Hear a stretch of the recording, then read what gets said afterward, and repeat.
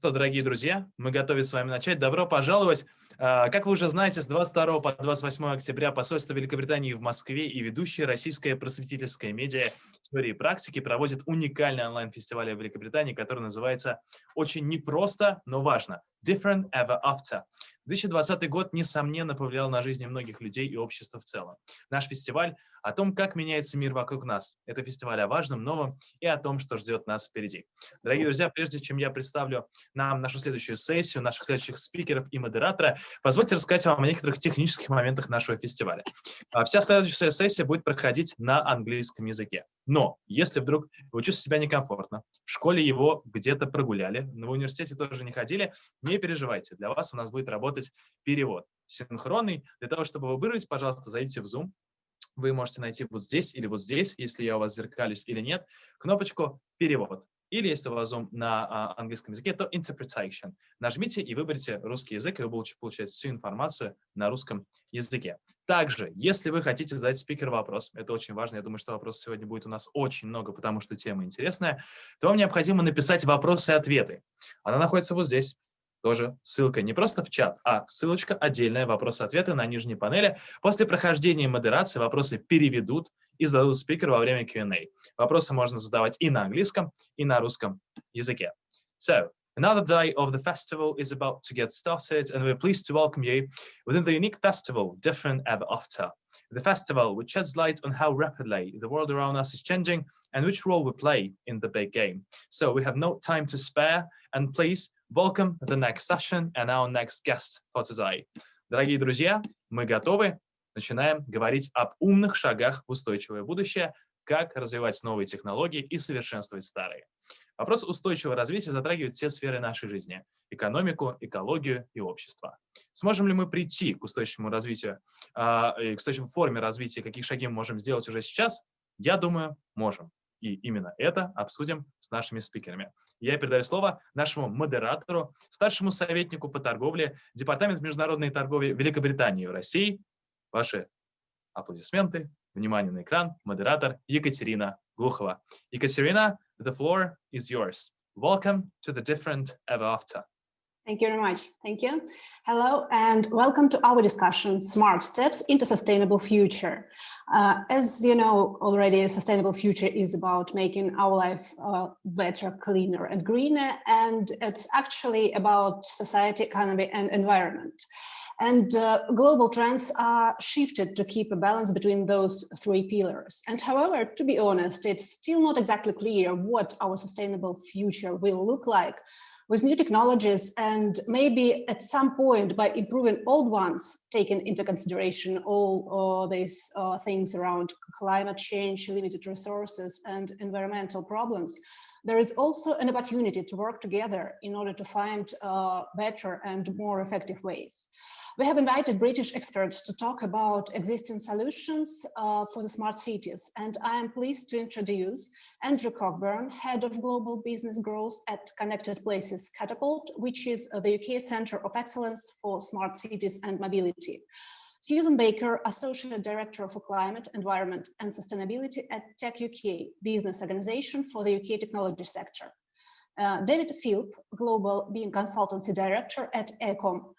David has been involved in delivering innovative BIM and digital asset management strategies across the globe for about 27 years. Vidžai Nataraджan, co-founder and CEO at Qbots Energy, which is a UK digital energy services provider aiming to reduce CO2 emissions, energy costs, and operational risks. And Garret Krисford, Regional Business Development Manager at Sequent, which is a global leader in the development of visual data science, software, and collaborative technologies.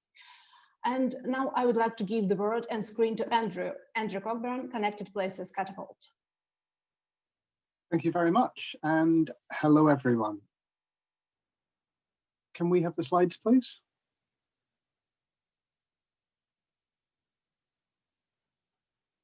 So while we're waiting for the slides to load, my name is Andrew Kokbern. I'm the Head of Global Business Growth at the Connected Places Catapult. As said, the UK Centre of Excellence for Smart Cities and Future Mobility. Now, I'm going to start talking a little bit about innovation infrastructure. The UK is world leading in clean tech and sustainable smart city solutions, but this isn't by chance and this isn't by luck. Many people picture innovation as a light bulb moment, a flash of inspiration. While occasionally this is true, usually we find this is not the case. And it's actually a really interesting story. And the Connected Places Catapult is part of this story in the UK that underpins a lot of the great stuff you're going to hear from today. So could we have the next slide, please? The Connected Places Catapult is a delivery body for the UK's innovation agency. We are a research organisation. We are a family of organisations that are focused on getting innovation into the economy. It's about de-risking a risky activity because innovation is risky by nature. And it's about bringing together academia, small business and big business, stopping market domination by large corporates and really moving the economy in the right direction. And the right direction is clean energy. It is clean and sustainable smart city solutions, etc. We're a non-for-profit organisation. We're mandated not to compete with industry. We're the biggest of the Catapult family. We've got 250 staff, 4 offices in the UK, 2 overseas. But an important point to note is for as many data scientists and artificial intelligence experts we have sociologists and anthropologists. And this is really important, as I'll come on to in a second. Next slide, please. So we're globally the most active Catapult. We work across many geographies all around the world, delivering many projects, because we're there to support national governments, local governments, big business and small business, not just in the UK, but overseas.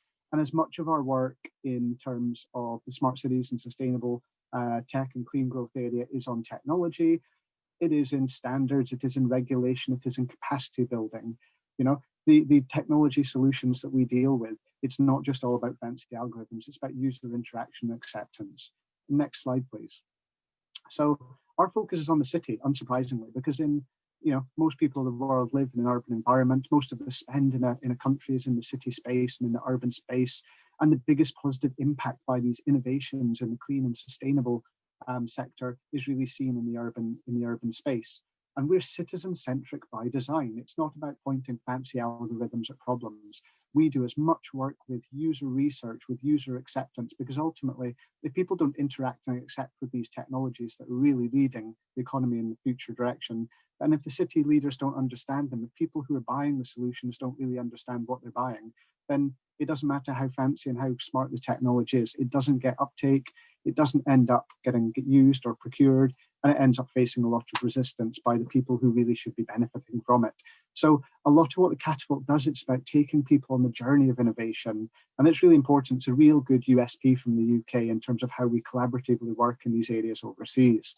Now, we do a lot of work around about COVID. Obviously, this is hugely topical. And it's really interesting from analytics. It's the agile city, the digital city, and the net zero city around the world that has dealt best with the COVID pandemic.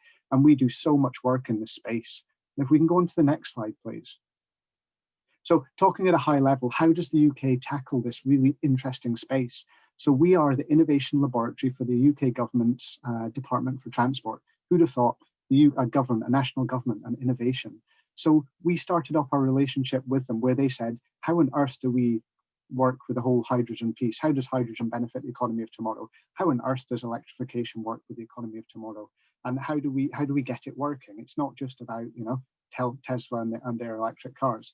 So we started doing a lot of work with the government in terms of, it's a really fine balance when you look at standards and regulation, because a lot of governments have to watch that they don't stifle innovation. They have to make sure that they open up and engage with innovation and encourage academia and business to engage and to kind of play in these areas, but they have to make sure that it's kind of going in the right direction. So we do so much work across academia, industry and government, linking them up to make sure that the government is able to put the right standards, regulation, all the right policies in place to support the growth of this area. And this has been hugely important in the UK, and the UK government's done some fantastic work in this area. So if we can move on to the next slide, please. So it's a really interesting picture. So most people, when they experience innovation, when they look at clean technologies, clean growth, when they look at all these things, they see the front end, the application of things. But in the UK, it's a really interesting picture. How on earth does the UK government and the UK industry engage and support this really smart stuff? You've got a really interesting picture of government departments. You've got investment and industry funding. You've got the research councils. You've got innovation funding pointing at businesses. And what the Connected Places Catapult does, if you look at all the pieces outlined in yellow, these are the areas we play in. So we try to join the dots and make sure all of these different bits are connected. We have really interesting programs. I think one of the most interesting that kind of draws a dotted line through these is PhD to PLC, where we work identifying 5 to 10 years out what's going to be happening, where things are going to be happening, where the money's going to be spent, and where the gaps are. And we sponsor PhDs, or we support various government departments or bits of industry to sponsor the PhDs to create the right skills base and the right jobs of tomorrow. And then we handhold them through their development as they commercialize their research and development, as we do proof of concepts, as we engage with industry, as we help capacity build these companies, as we put them through the various scale-up accelerators, we run industry programs, as we attract the right types of funding, but we also shape the government funding to make sure it's going in the right direction. So there's a really interesting landscape in the UK. So going back to my original point, yes, a lot of innovation is a light bulb moment where somebody says, aha, but actually there is so much planning and intricate work behind the scenes that people don't realize happens in this area. So if you can go to the next slide, please. So very quickly, how we engage. So we work across the Connect, the Spark, and the Accelerate kind of pillars in the organization, where we look at facilitating and we help raising that awareness and the connection. We really bring together the people to make sure the art of the possible is possible. And we look at tomorrow's kind of technology and innovation and how do we get that spark to really get it working. And as we get people on the right track, we accelerate them down that route. And that's really much the role of the catapult here. So if we can go to the next slide, please. And I just put this in as an example. So, you know, we support a lot of companies. It's not just a case of, hey, let's introduce these people and let them go later. We will take really interesting companies and we'll build out the technology stack. We'll build out the indigenous capabilities. So Open Space, we took them for a transport modeling company and we really built out the technology stack to allow them to build digital twins into their solutions, integrate multiple data sets, and then enable them to engage with the industry, with the transport hub, in this case, King's Cross Station. If you go to our website, you can read about these case studies where we help these companies transition to really forward-looking and really innovative technology solutions. And then this allows really, really interesting work around the world that we support them with. So this is a really brief presentation. We've got 10 minutes to speak today. But what I really wanted to talk to you about, if we can move to the next slide, please. You're going to hear some really, really interesting stuff about UK capabilities in a minute and really innovative applications in these areas. But I wanted to say that there's a lot of work that goes on behind the scenes in the UK. It's a really intricate, joined up piece. And that's why a lot of the world leading stuff coming out of the UK in the area of clean tech, sustainable smart city solutions, be it mobility, be it green buildings, net zero work, etc. That's years and years and years of planning that goes back to the policy and the standards and the regulation, and then really structured support to industry, academia, small business, and big business. And that's the role of the Catapult network in the UK. So we do a lot of our work overseas. We do a lot of collaborative work. All of our work in any country is collaborative, where we work to support people. And as I go back to the point, we take them along the innovation journey. We take them from where are you today? Where do you want to be tomorrow? And how do we pull together all these different threads to really get the results that all the people in the cities that are experiencing and benefiting from these solutions can really engage from them and benefit from all the great things. So that's everything I wanted to say today, just to set a really big picture in terms of what the UK innovation ecostructure and structure looks like that supports a lot of the great stuff you're going to hear from today. So thank you very much. I look forward to hearing your questions.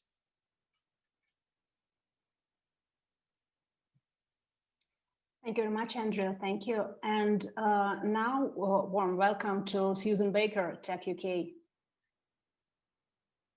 Hello, can you hear me okay? So yes, while we're waiting for the slides, I'm Sьюзан Bейкер. I'm Associate Director for Climate, Environment and Sustainability at Tech UK. In my presentation this morning, I want to introduce you to Tech UK, outline our experience of smart city development in the UK and the areas of focus for us within Tech UK. So next slides, please.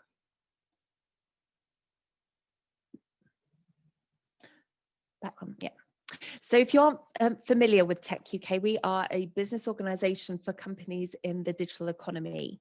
We have 850 members and a number of work programmes covering different technologies such as AI, cloud and data analytics and Internet of Things, and work in different markets such as healthcare, energy and mobility. A key focus for me is the potential for digital technologies in supporting the net zero transition and supporting members as they implement their own strategies to decarbonise. Next slide, please. It's my belief that we must link the digital revolution with our low carbon transitional plans. Indeed, we think that by doing so, we can secure both environmental and economic gains.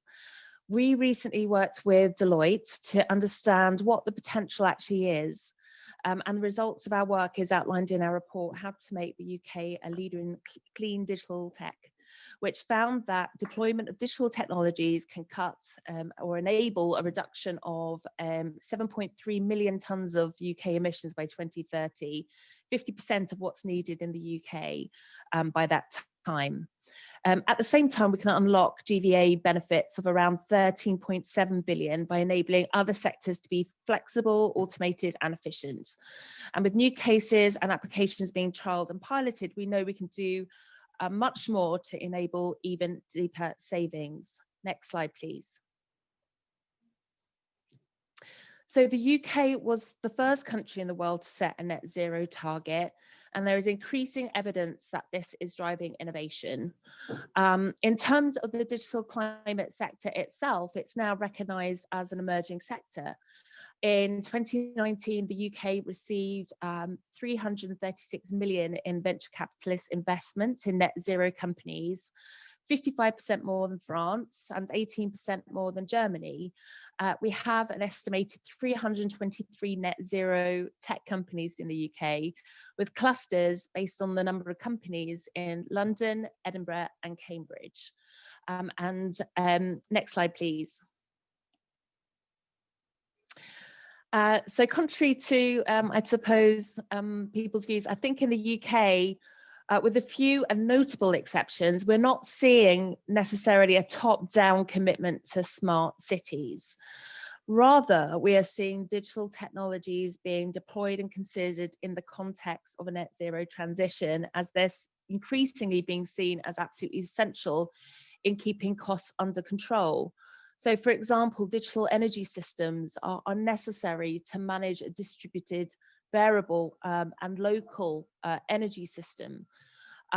Connected homes are absolutely essential in being able to deliver flexible services, demand response, and a more distributed energy system.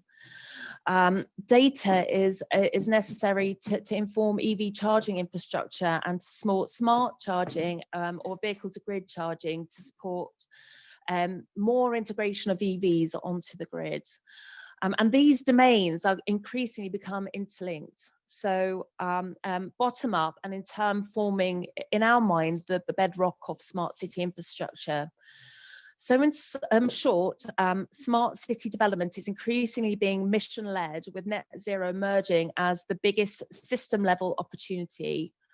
And as we've already heard, it's worth noting at a global level, smart cities that have fared the best amid COVID have been highly agile, digital and net zero focused, mainly because they have the capabilities under each area to make it easier to deliver critical services under high levels of risk and uncertainty.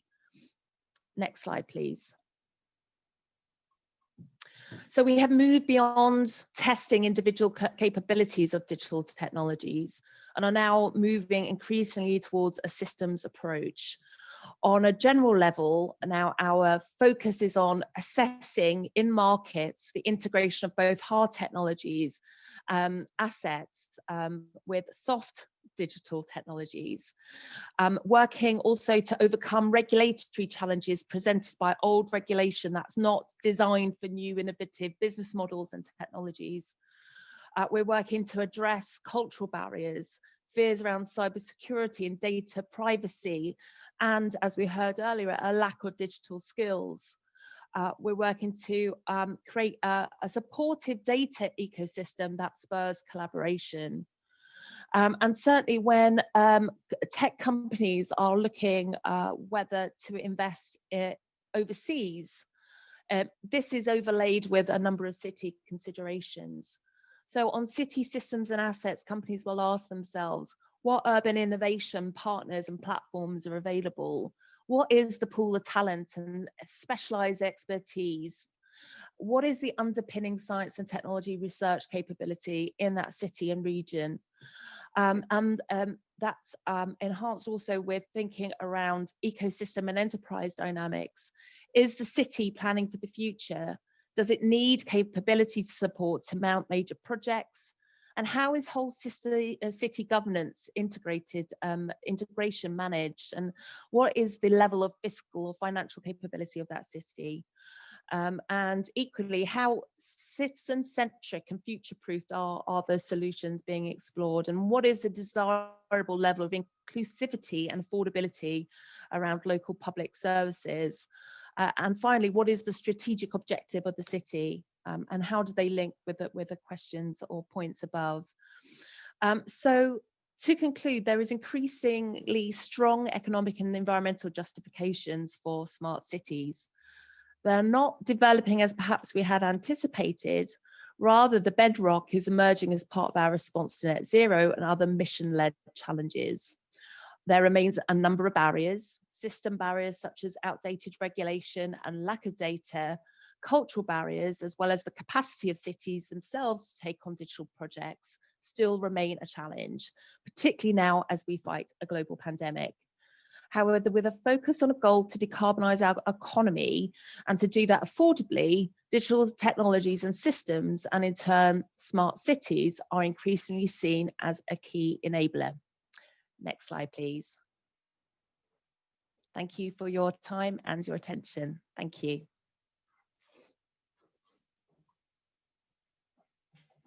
Thank you very much, Shyam. And next, Дэвид Филп, AECOM. David, the screen is yours. Super, dobre den, and good morning from Scotland, everyone. I'm just going to share my screen, if that's okay.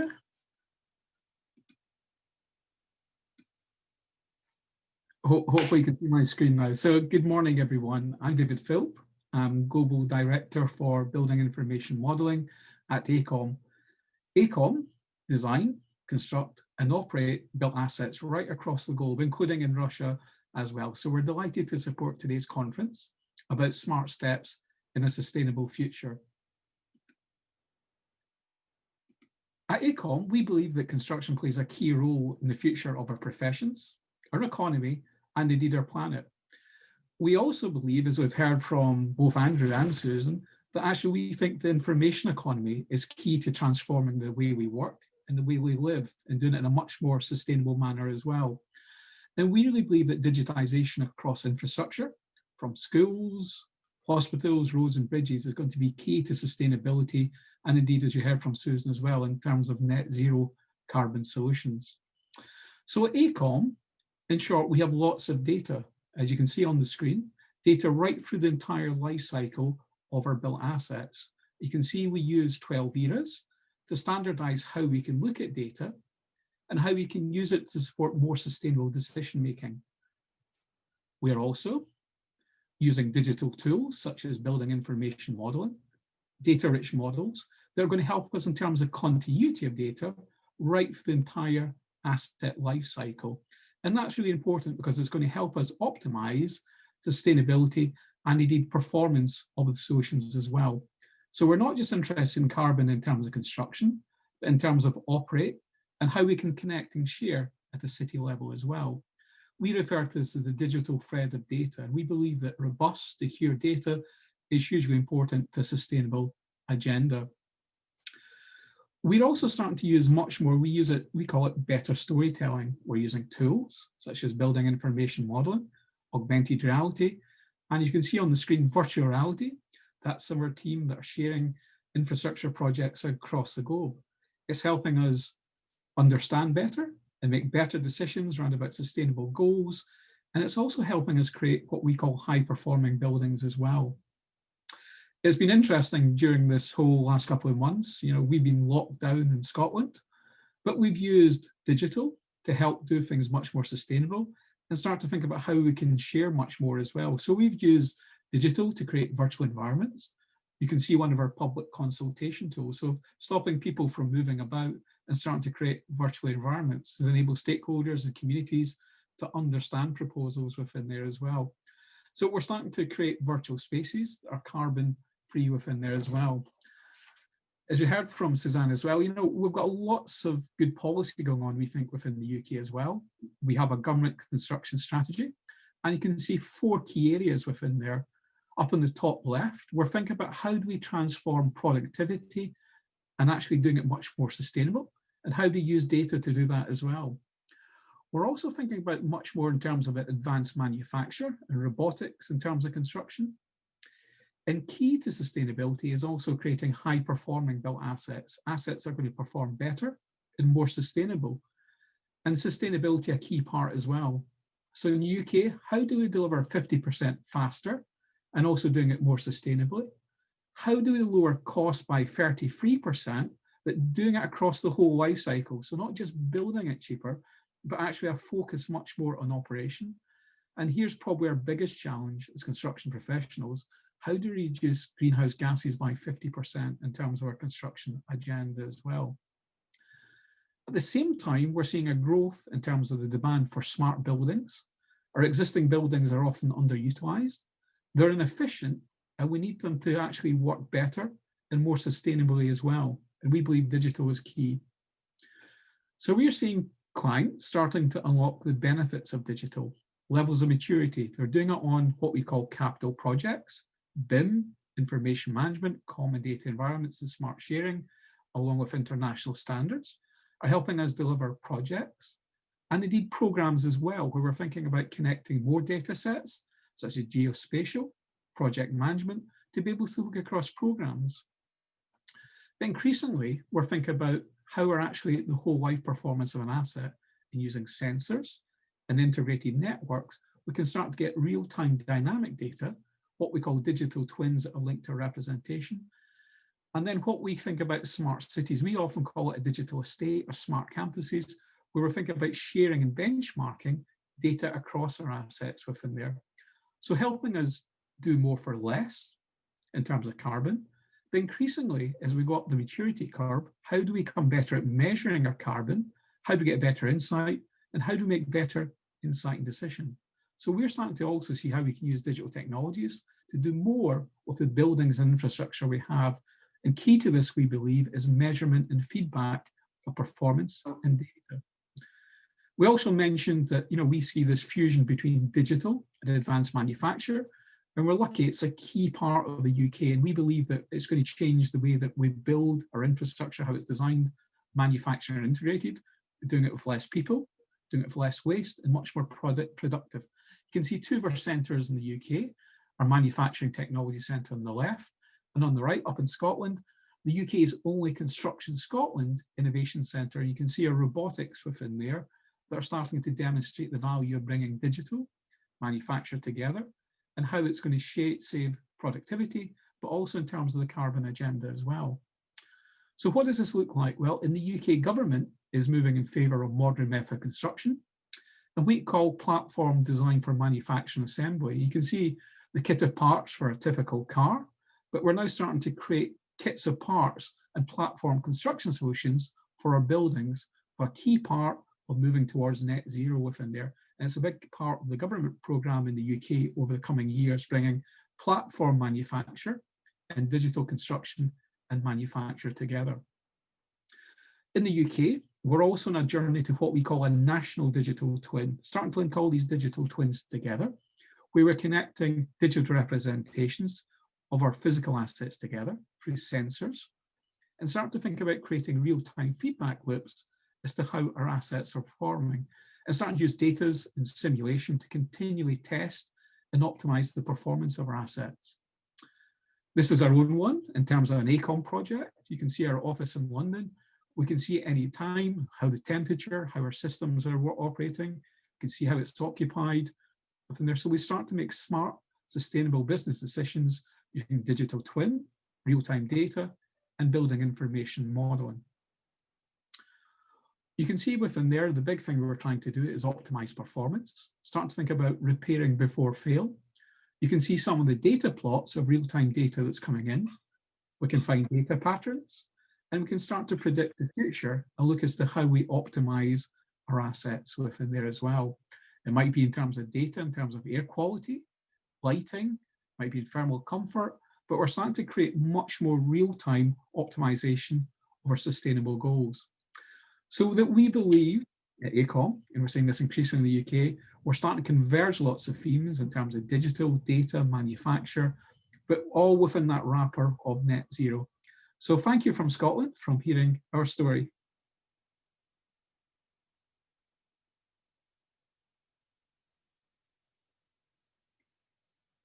Thank you so much, David.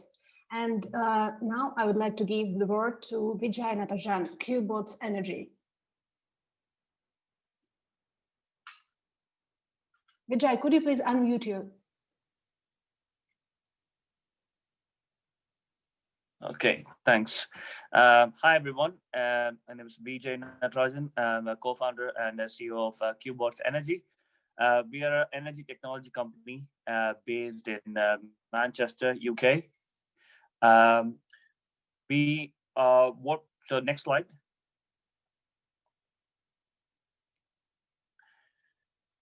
So our vision as a company is to make sustainable change happen faster using the power of data and the low-cost Internet of Things technology, which includes low-cost sensors and control devices.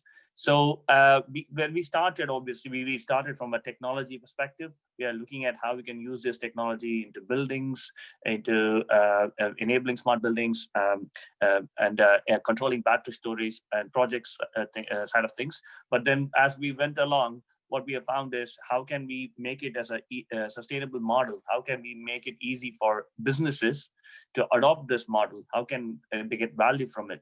So we have started to combine it with energy contracts, and we are offering this energy management services along with their energy contracts. So as you know, the current energy contracts are based on how much energy you use, so which is not a sustainable model because there is no incentive for the suppliers to help the customers to reduce the energy, because more energy you sell, more money is being made. So we are trying to create a new model, which is a savings-based model. So we, as part of this, we are doing the energy contracting services. Along with it, we are doing smart services where we can sell the energy back to the grid and make money from that. And also enabling localized energy trading. So someone can sell the energy within the local area to someone else, which will give them more money back for the same. So we are involved in some high-profile projects as well from the UK government, from Department of Energy. And we are also doing some international projects. We are doing a project in Nigeria where we're connecting a school with a community of houses around the school. So where we are providing them a cheaper, reliable source of energy, with solar and battery storage. So we work with a lot of partners as well. We have partnerships with battery manufacturers, solar manufacturers, energy suppliers, and universities in the UK, enabling our research and development. Next slide, please. Some key projects to highlight. We are providing an operation maintenance platform to monitor Europe's largest battery project in the south of England. It's a 100-megawatt battery project. So to just tell the power of data, we are receiving about 4,000 data tags, in every second from this project, where we are monitoring these batteries, which are actually providing energy, supporting renewable energy from the energy suppliers. So so we are monitoring this battery so that we make sure batteries are used efficiently and the payback is made from these batteries. The right side, you can see the regeneration projects as well. So more we work with existing buildings, but now we have started working with new construction. So this project, they are converting a shopping mall into a mixed-use development with office, residential, and retail. So we are advising at that stage of development, how can they become net zero in terms of heat pumps for heating, how they can use electric heating, battery storage, building controls, all this putting together from the beginning as they develop this project. Next slide, please. So just a quick one, our technology. So we have the smart box where we connect with systems in the building, whether it's building controls or air conditioning, heating, all those kind of systems. So along with the energy data, we collect the operational data. We can also connect with other assets. We build energy models, which enables us to make decisions to optimize the building. And then we can send the signals back to the building to control these assets. So this is the base of our technology. And we can also connect, obviously, control battery storage, EV chargers, things like that remotely. Next slide, please. So like we do for one building, we are able to do for hundreds of buildings, and we bring them together through our Q Energy platform, and we are linking it to the energy markets. So essentially, we are able to access the energy markets and trade the energy flexibly, and so minimize energy use when the cost of energy is high in the market, and maximize when the cost is low in the market. And the same in the local area, if there is constraints, then we are able to turn down the usage so that the customers can get paid for providing this service. Next slide, please. So this is where in terms of business model, we are trying to combine this tariff, a flexible tariff with their energy management service. So hence they can get savings on the bills. At the same time, they can also earn money from the markets, and they can achieve their carbon targets as well. Next slide, please. Here's a snapshot of our dashboard, so people can track the tariff, how the tariff is changing, and make changes and get benefit from that. But at the same time, the business have a certainty. So we are signing up to a fixed contract with the supplier. So they have certainty. So they're not going to be exposed to these tariffs. So that's the innovative model that we have brought out. So they can still have the certainty of a fixed tariff, but they can, while we make money from this flexible tariff, and we get them the money to pay them back every 3 months. Next slide, please. So this is the packages, the way we engage with SMEs. So just energy management, or if they have assets that can be optimized, then we can do this automated way to reduce the usage of these assets. And then the third is with battery storage, obviously, which means they have to invest into the battery storage, and then we operate this battery storage to run the building on the batteries when at the right times, so that they can get the benefit. Next slide, please. So here's a snapshot of our smart box. So one is a bigger gateway, which can be anywhere from 500 pounds, and then you have the installation. But then we are also bringing out the smaller device, which can be even less than 50 pounds, so to control these assets. Next slide, please. I think this has become more and more important during this COVID times, where we want to, because the number of people in the buildings is continuously changing, how the building is being used is changing. So this is where virtually, having understanding of these buildings and continuously making changes to these buildings is made possible, and it becomes important in the current times. Here is again a case for battery storage and how people can make money from it and get benefit from it. And at the same time help the move towards less carbon emissions. Next slide. So that's all. I just wanted to give a snapshot about what we do, but mainly what I also want to say is, here is my email ID. So if anyone wants to know more, or if you want to partner up, please feel free to contact. We can work in terms of partnerships, whether in the UK, or we can take our technology to Russia, because we are very much interested in that.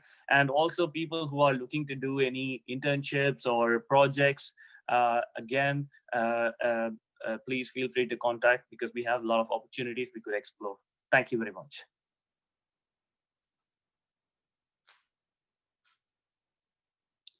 Thank you.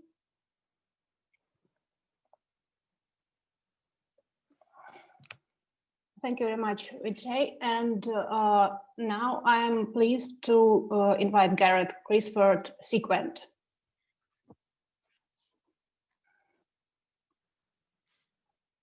Hi there.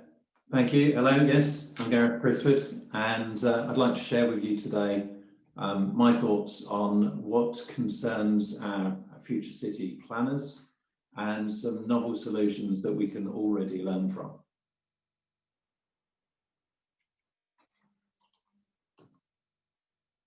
So today, just over half the global population live in cities.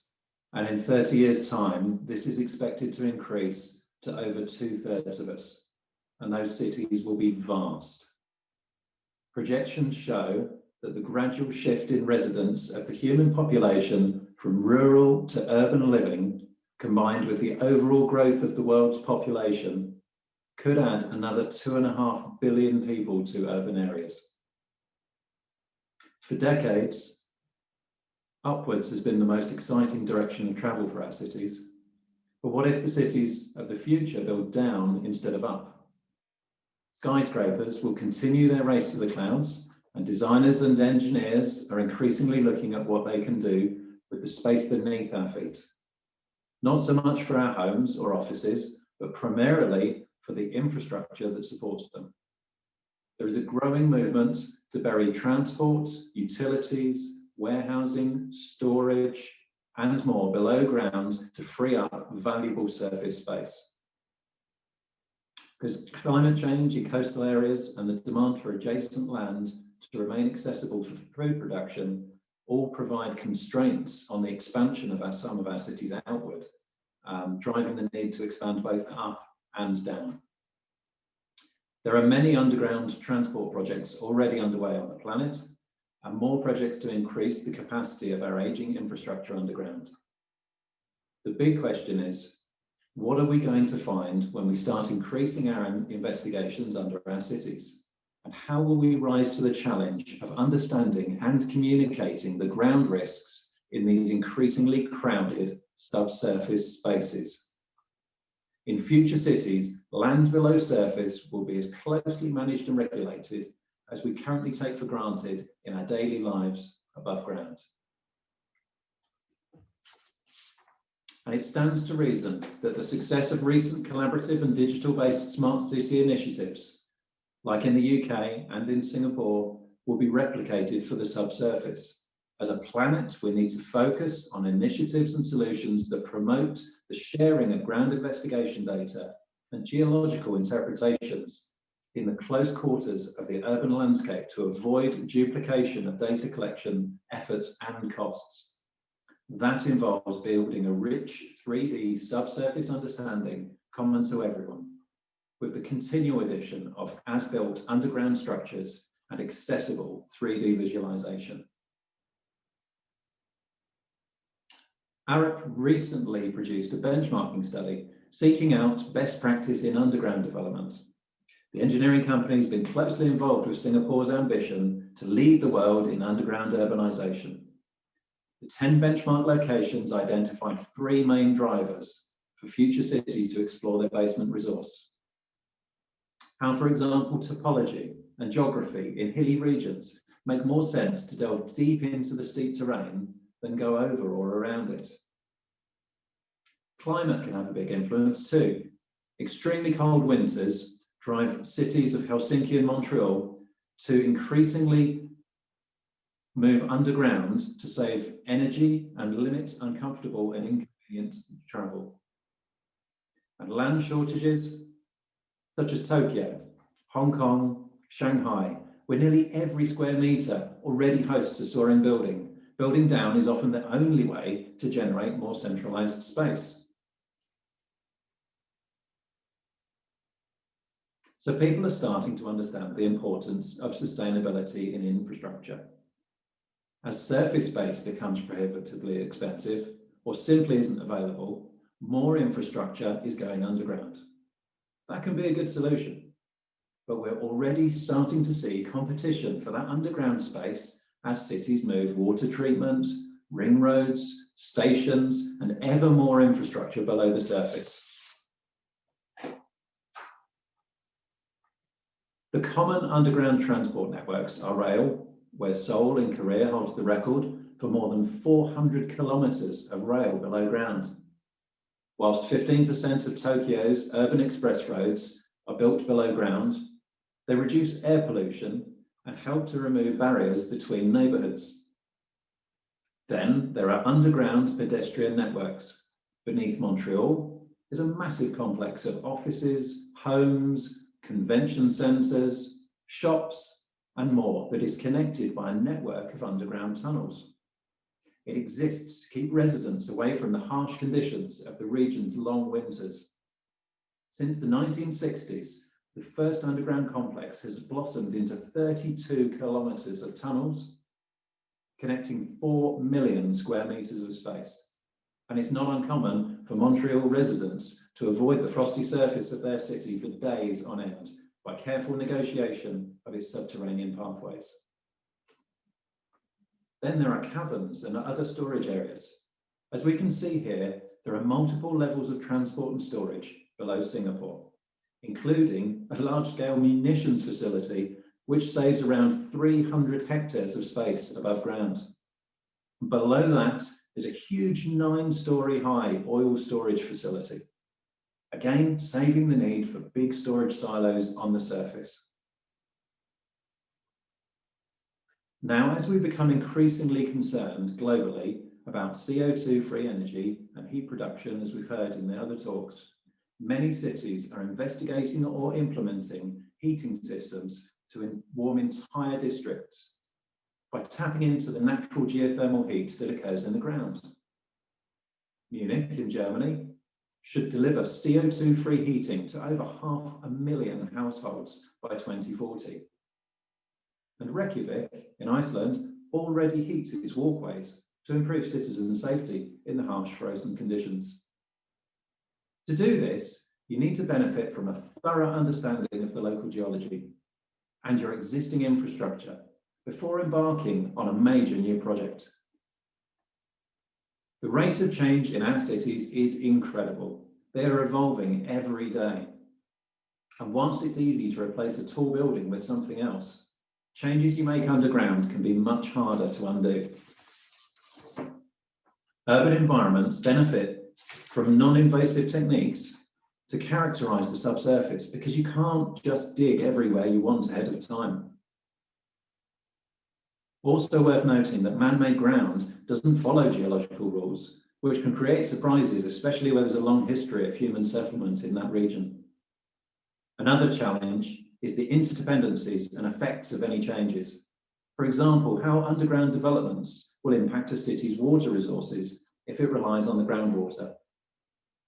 Or will the proposed development change the ground's ability to absorb surface water?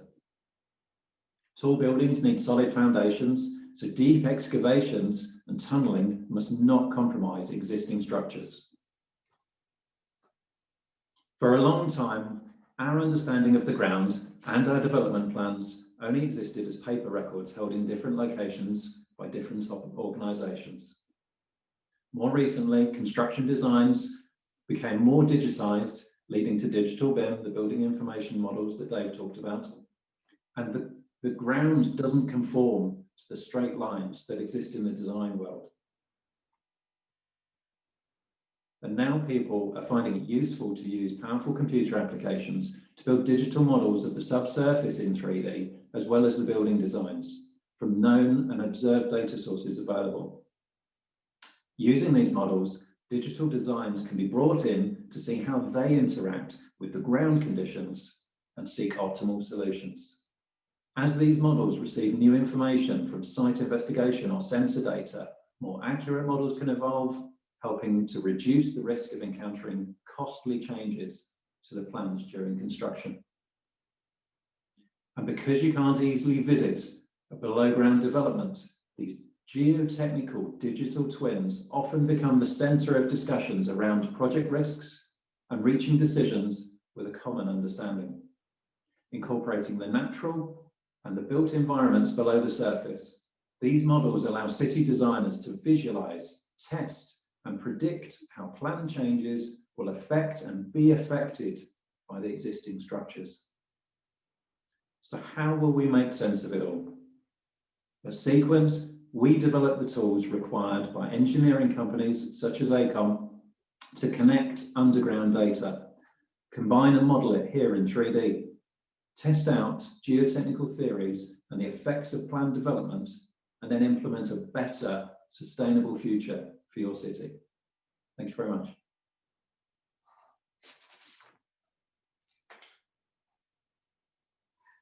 Thank you very much, Gareth. I would like to thank all our today's speakers for sharing their views and ideas and even presenting some solutions. It's really important that we can share the best practices.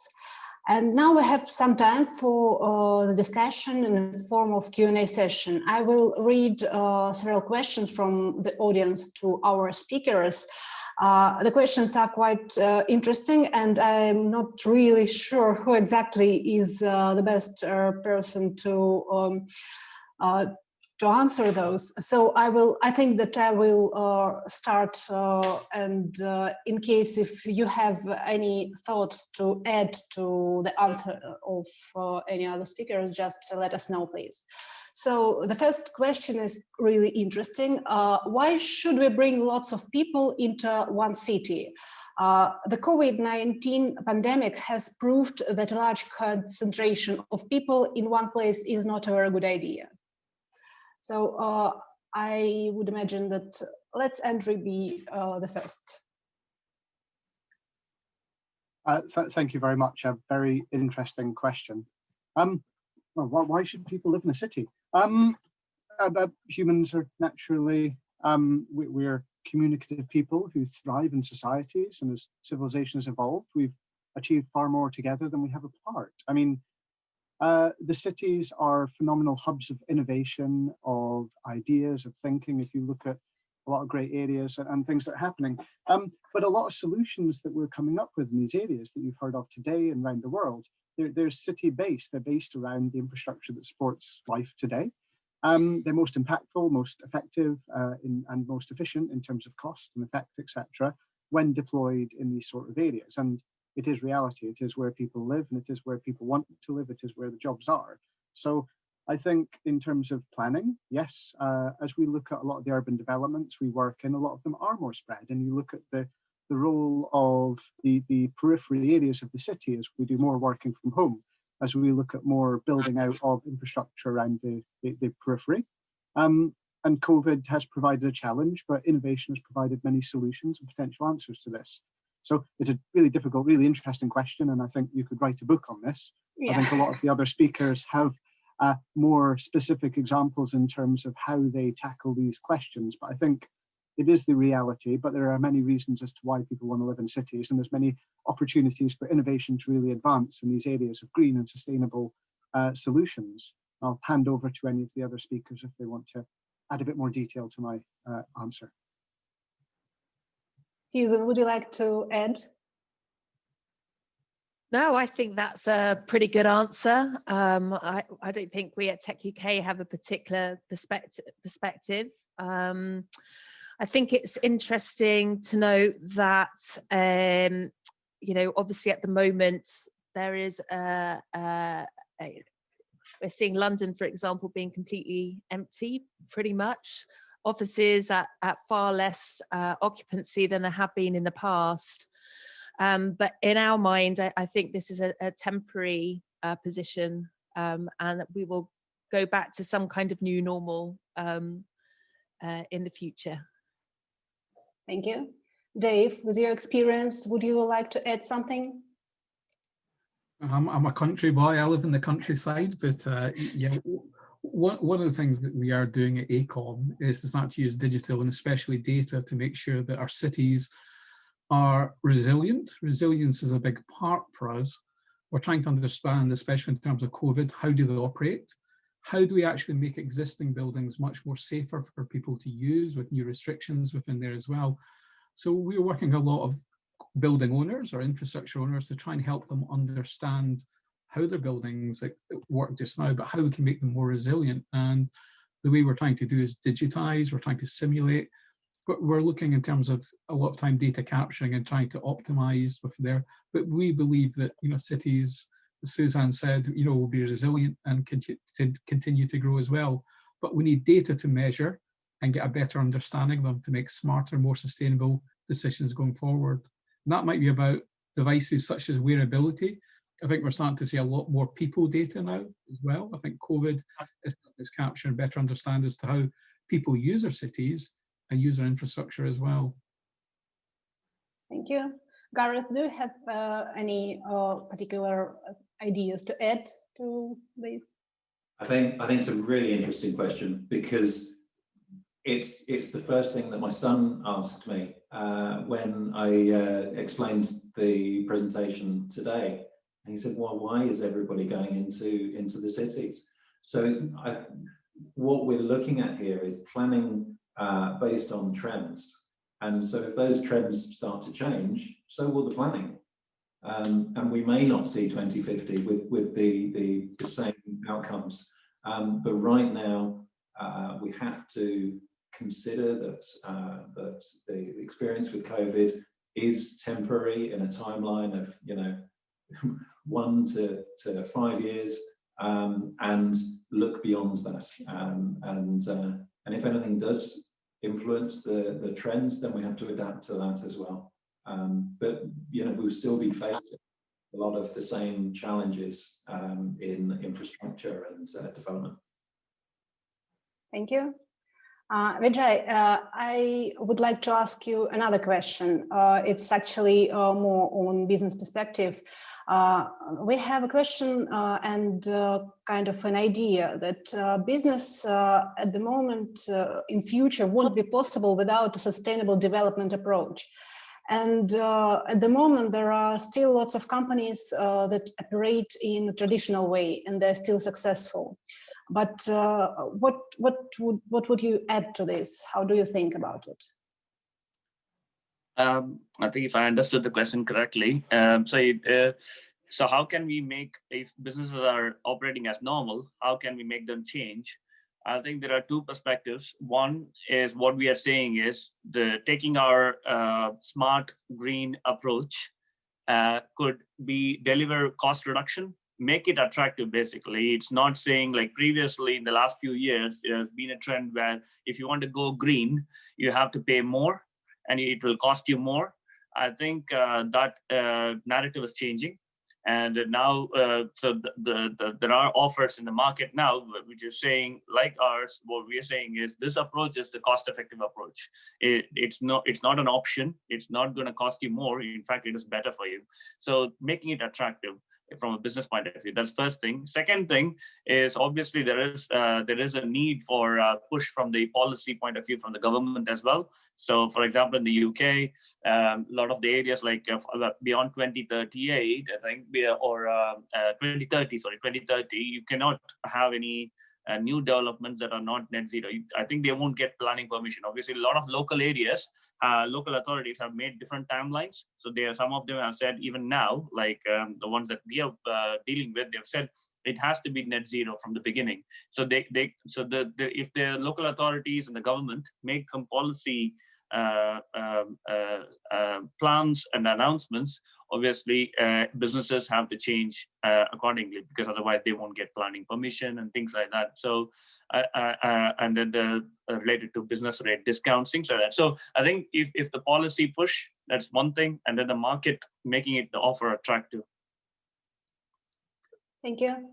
I would like to yes, Sьюзан, you would like to add something? Yeah, I was just going to say that there is, I would completely agree with Vijay's points. I think another strong push from the market is actually from the investment community through things like the initiatives around the task force for climate-related financial disclosures. So this is essentially investors understanding their exposure to future climate risk, and approaching companies and asking them, what are they doing to make sure that climate change won't negatively impact their business, and how are they managing climate change? So in addition to the strategies and the policy framework that Vijay talked about, I think we're also seeing a push from the financial community And in addition, we're also seeing a push from other companies via their supply chains. So as more and more companies are signing up to net zero targets, science-based targets, they have to set supply chain targets to be a science-based target initiative qualified business. That in itself is also pushing action through supply chains. So we're seeing pushes and pulls from all over the place at the moment. It'll be more and more challenging for traditional businesses to continue as they are. Thank you. And next question is kind of like a follow-up of this question. And I think, Sьюзан, it will be again, first of all, to you. It seems that only large corporations are able to make significant changes to the situation. So what should small businesses do? Sometimes smaller companies don't have enough resources. Actually, our experience is that smaller companies can be much more agile, flexible, and responsive to changes within the market. I mentioned, for example, the Science-Based Target Initiative. There are an easier route in for small businesses. And as we heard from Andrew at the Catapult Centre, there is the innovation system in the UK is designed to encourage and indeed deliberately include small businesses within the framework of thinking. And we even see from larger companies, they really want to work with small companies, the innovative small companies, because often they will have the solutions that will help make everything work. So I think there is a vital role for small companies. The membership of Tech UK, 3/4 of our members are small businesses, and they're a vital and important part of our ecosystem. Thank you. We are quite limited in time, so I will have one question, but I would ask you all to give a response for it. So for which businesses sustainable development is a particular development on your point of view? Dave, would you have an answer for this? How do you think, what business should prioritize sustainable development in his structure? Yeah, I mean, I think all businesses should be doing it, but I think the big part for us just now is we're working increasingly with asset owners, especially health boards, hospitals, schools, who increasingly trying to optimize the assets they've got within there as well. So we're seeing portfolio owners are hugely important, but the community that we're really trying to help support with sustainable journeys is the investment community, because we believe that sustainability starts right at the very beginning in terms of how we can better plan our infrastructure and how we can start to bake it into any solutions within there as well. So we're working it's probably not the answer you're looking for, but working with policymakers, investors, and those that are the asset owners to try and think about how we can think about a better future and how we can start to digitize it more as well. Thank you. Gareth, would you like to add something to this question? Yeah, I mean, I align completely with Dave's view there. And as a technology provider, then our purpose is to support companies like Dave's and the asset owners, the government, and all the stakeholders that are involved in these decisions that will affect our cities and our way of living, in making sure that we're making use of all the data that we have, centralizing it, and producing very high quality models that can help with those decisions. Thank you. Vidjay, please. No, I think I would maybe answer link to the previous question as well. So in terms of businesses, yes, all businesses want to go for it, but when it comes to the SMEs, small and medium-sized businesses, there has always been a lot of constraints for them. Because large businesses, they have their own energy managers, facility managers, they have the resources to do the activities necessary. But that's where what we are saying is for the SME sector, which we are mainly focusing on. What we are saying is we are not trying to come from a technology perspective. Let's look at what are they, we need to have some innovative models. So if they are just buying energy and then they just forget about it for 1 year, provide services along with it. So rather than trying to sell them separate pieces of technology, which, so those are the things. So they don't have much time, they don't have much resources, but we need to engage them. So that's where we need this kind of innovative models of engagement. Thank you. Andrew? Thank you. Very quickly to try and tie this all together then and touch upon a few other people's points. What businesses should prioritize sustainable development? Well, everyone. BJ mentioned before, sustainability used to be a lifestyle choice. You used to have to pay for the privilege of doing it. It was the most expensive choice. But there's now three, I guess, if you look at it, there's three key drivers of business models in any industry. You drive efficiencies, you save money, or you make money.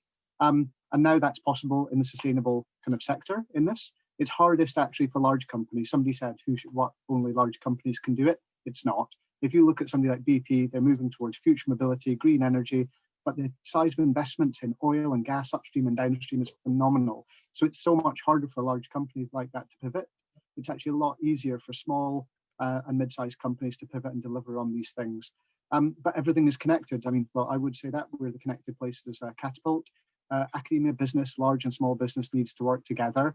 If you don't have the policy, the standards, the regulation, you can have the fanciest electric car you want. But if you don't have the charging stations that actually interoperate and allow you to charge your vehicle, if you don't have the small interesting companies feeding into the supply chain, it doesn't all work.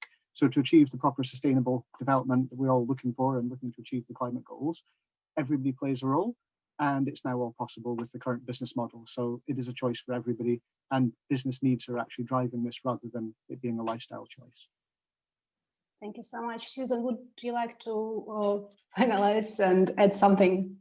Yeah, I've got a slightly different perspective. So we've worked with our members around the Sustainable Development Goals. And if you're not familiar with them, they're a whole series of over 100 targets covering everything from water to climate to equality and ecosystem health, ocean health. And really, so there are some companies who have gone after everything. And they tend to be the really biggest companies. Others have done a materiality assessment and really tried to understand, well, where can I as a business make the biggest impact? If I'm a manufacturing organization, maybe I'll concentrate on net zero and circular product design.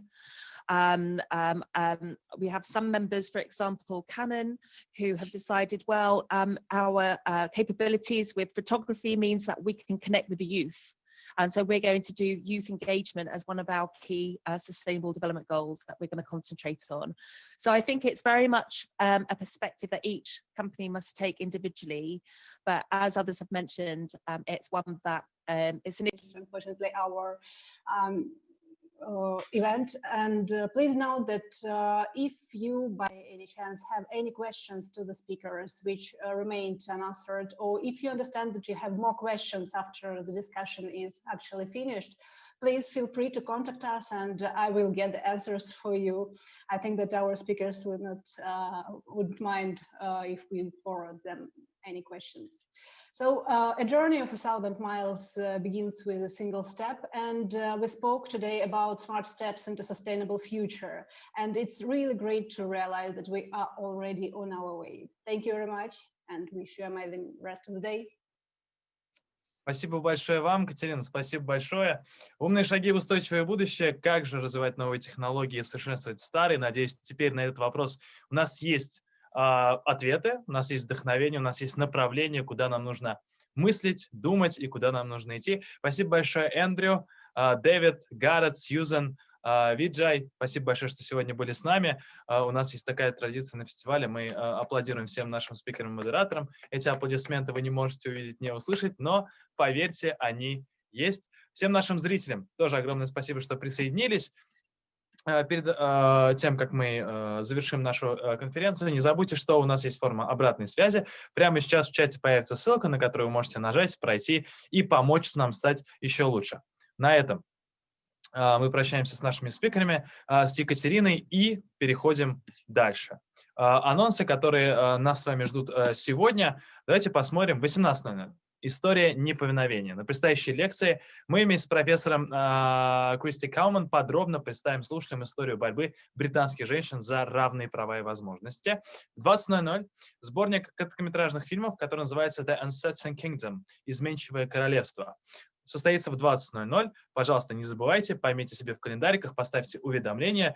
Увидимся с вами в 18:00 на истории неповиновения и в 20:00 The Uncertain Kingdom, сборник короткометражных фильмов, которые затронет темы как изменение климата, миграцию, инвалидность, бездомность, а также равенство полов.